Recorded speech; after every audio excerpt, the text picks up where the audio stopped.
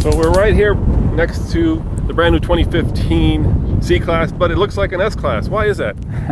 Well, it's keeping the same design clues of our new Mercedes-Benz design language. While we think the C-Class still has its very own distinct character, you will see some design clues that you're also already familiar with from the C-Class, from the S-Class. That could be the descending line, which is kind of one of the characteristics of our current design language.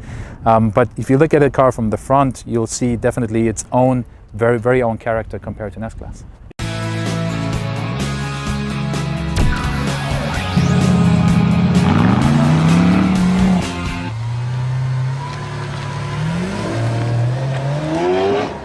Yeah, I love these headlights that you put on it. I love the LEDs, and I love this eyebrow right there. But that's still a little bit different than some of the other cars. Is there one central kind of headlight theme that Mercedes is going for, or are you doing different ones for different models?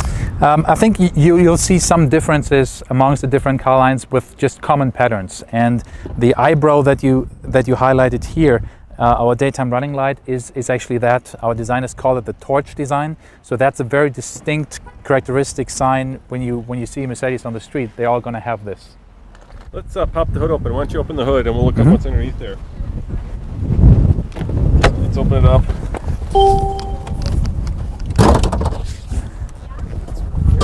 Look how good I am at that. Now this is the 3-liter twin turbo. Tell me about the engine. So this is our brand new 3-liter bi-turbo V6 engine in the C400 4MATIC, 329 horsepower and even more amazing 354 pound-foot of torque. So that's probably one of the sportiest C-classes we've ever had. Engine sounds great. There's a lot of torque available from already 1600 RPM. So some great improvements over the predecessor, the C350.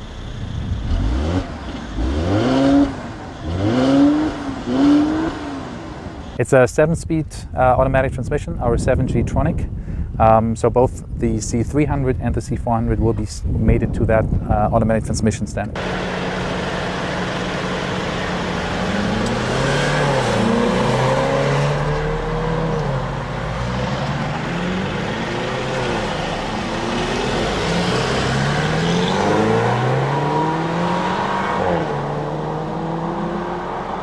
I noticed that this one's a 4MATIC. I also noticed that you're actually rolling it out in the 4MATIC. Why the new emphasis on all-wheel drive?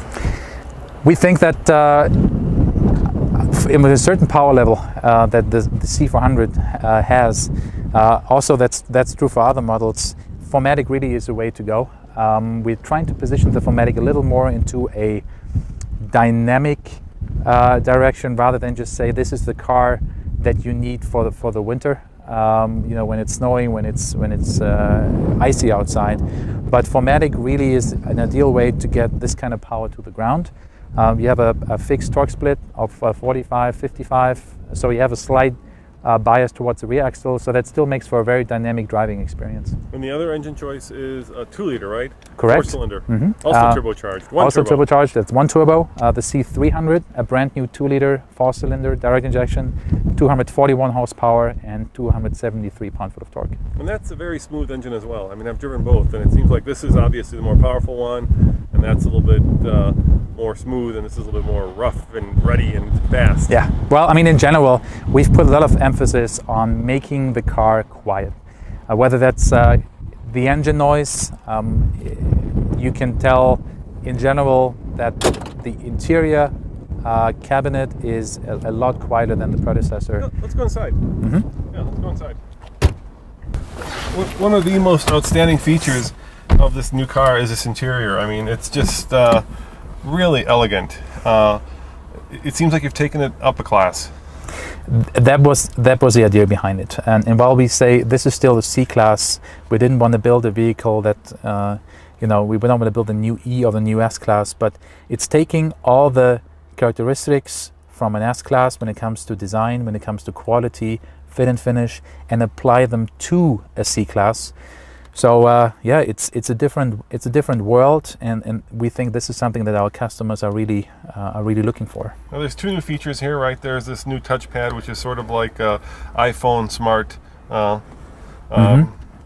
interface, right? It actually controls this screen up here. And then there's this button. Tell me about both of them. Yeah, so the new touchpad you mentioned, it's going to be a standard feature on every C-Class in the United States. It's a very intuitive way to control all the infotainment functions of your head unit. Basically, just like your smartphone, you can zoom, you can scroll, you can pinch, you can swipe left and right. So it's a very intuitive way of controlling the many functions of our most modern infotainment system. One of the coolest features is a handwriting function to enter navigation destinations. So it recognizes your input, just writing letters on it. That does not only work in English, it also works in Japanese and Chinese. So that's a really cool advancement. Czech? I'm Czech. Does it work in Czech? It works in Czech. Okay. Absolutely. But I noticed you still kept the old command knob. Yeah. There's overall, I mean, you'll find probably 4 ways in this car to do certain inputs. It's a controller, it's the touchpad, it's the voice control, and then it's the buttons on the steering wheel. So explicitly, we want the customers to have different alternatives for different situations, different driving situations, or different inputs. So there's a certain level of redundancy. It also makes the transition from the controller to the touchpad a lot easier, as our customers have gotten used to the controller. It's nice when you have the choice between the two. Yeah, you're hedging your bet a little bit, right? In case people like this, you want to keep it for them. Absolutely. It makes it a bit more expensive, though, when you have to have 2 interfaces like that. Correct, but unfortunately, that's a problem that our customers don't have to worry about. Now, tell me about this button right here, the one that says Agility. What does that do? Our new Agility Select Switch. So what we've done is we've bundled all driving characteristics of the car, all the different parameters into one single switch, whether that's how the steering feels, transmission control, suspension control in this case, because this is a car that's equipped with the Amatic air suspension, throttle response.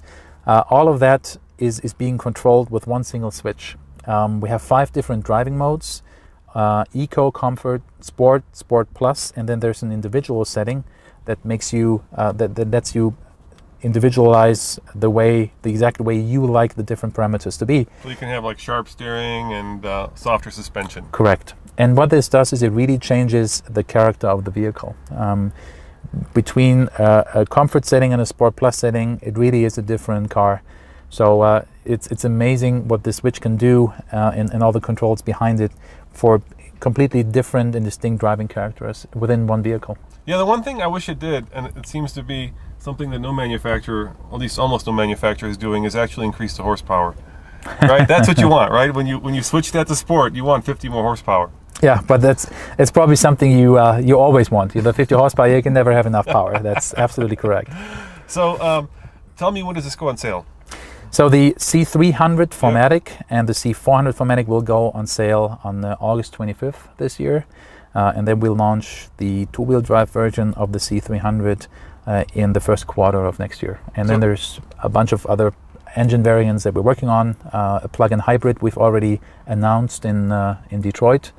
There will be a BlueTech version of this car as well, finally, in the United States. And how about the AMG? That's what people and know obviously, for everyone with fuel in their blood, we'll need a 63 AMG. That'll come as well with the a new V8 that we are just in the process of communicating. So we may keep the V8 engine in the C-Class. One of the things I noticed immediately is that this is a bigger car, a lot more room in here. Correct. The exterior dimension grows just about 4 inches all in all, and most of that additional length actually gives credit to the rear passengers. So the rear seat legroom improves by almost 2 inches.